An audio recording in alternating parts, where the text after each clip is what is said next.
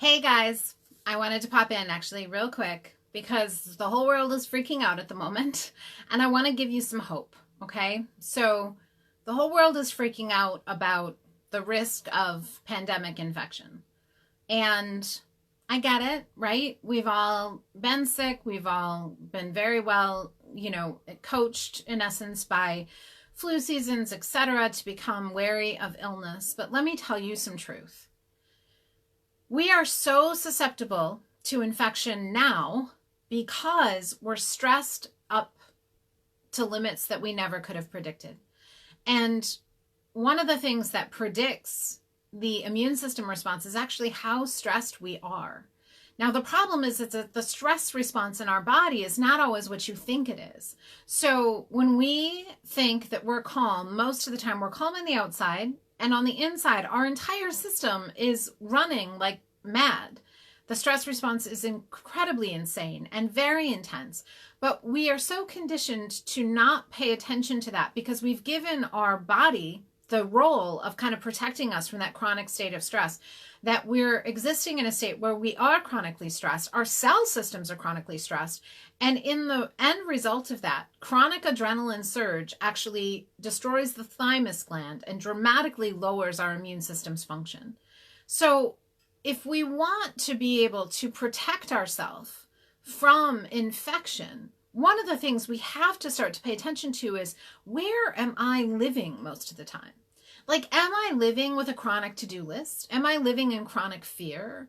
What am I consuming? And I'm not talking about food here. I'm actually talking about how much time do you spend consuming the news? How many times do you check the updates of whatever the current situation is? How much time do you spend sitting down and watching the very hyped, very fear-inducing coverage of these situations? And I say this because at the root of it, and we can have a long discussion about, what quote unquote infections really are and how they work in the body. But at the root of it, if you want to have a thriving response in the midst of a potential, viral outbreak, what you need to be at the core is actually able to turn off the stress response. You need a well-fed body that knows how to rest, doesn't go into panic mode. You need to be operating from that space most of the time. And here's the challenge.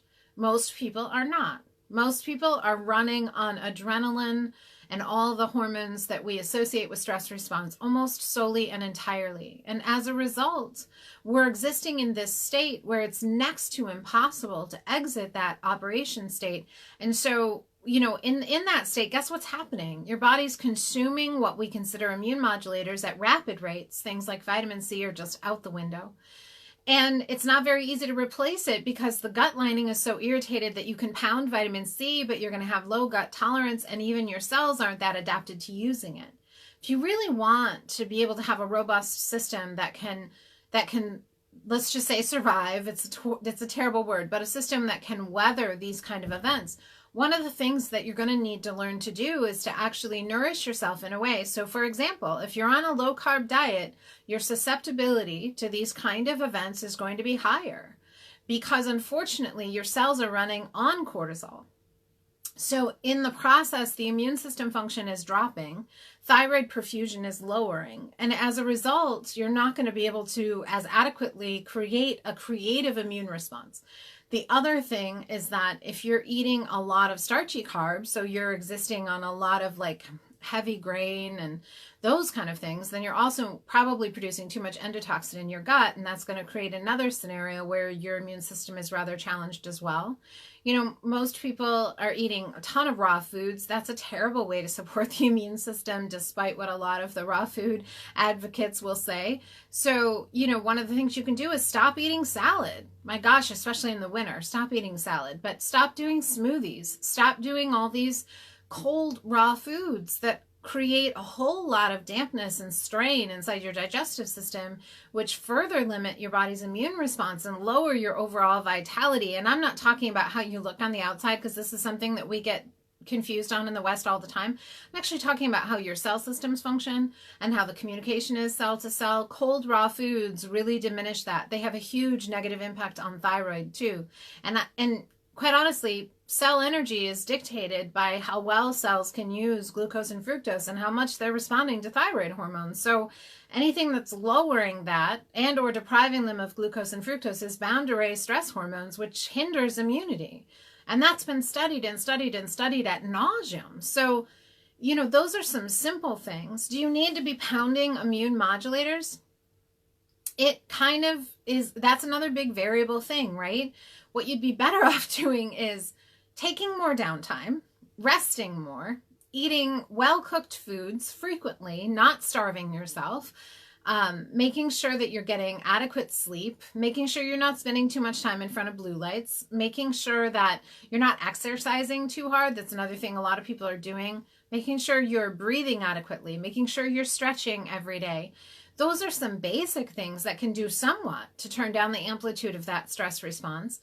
But definitely, if you're a person who's been running ragged for ages, you really should start to pay attention, because one of the things you need to stop doing is A, living life at a breakneck pace, and B, I really encourage all of you to disconnect from the news.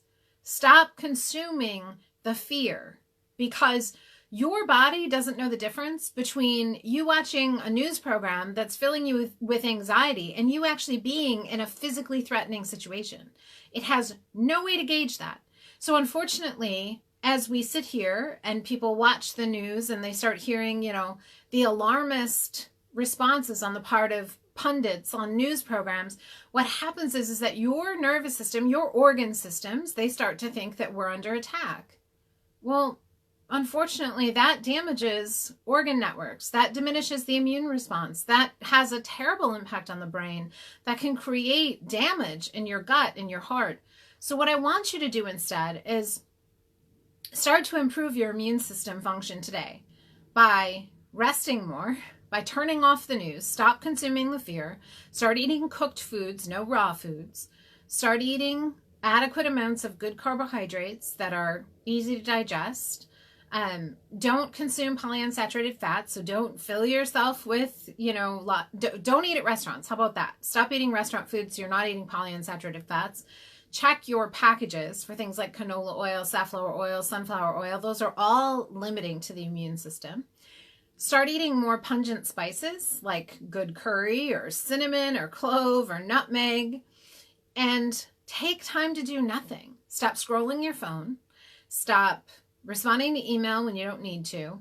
Take more time to just do nothing. Take more time to just laugh. Hang out with people that actually make you laugh till your stomach hurts. Spend more time in nature. Bundle up and go outside and stand by some really cool trees if you live someplace cold. If you live someplace warm, get out in the sunshine, for gosh sakes.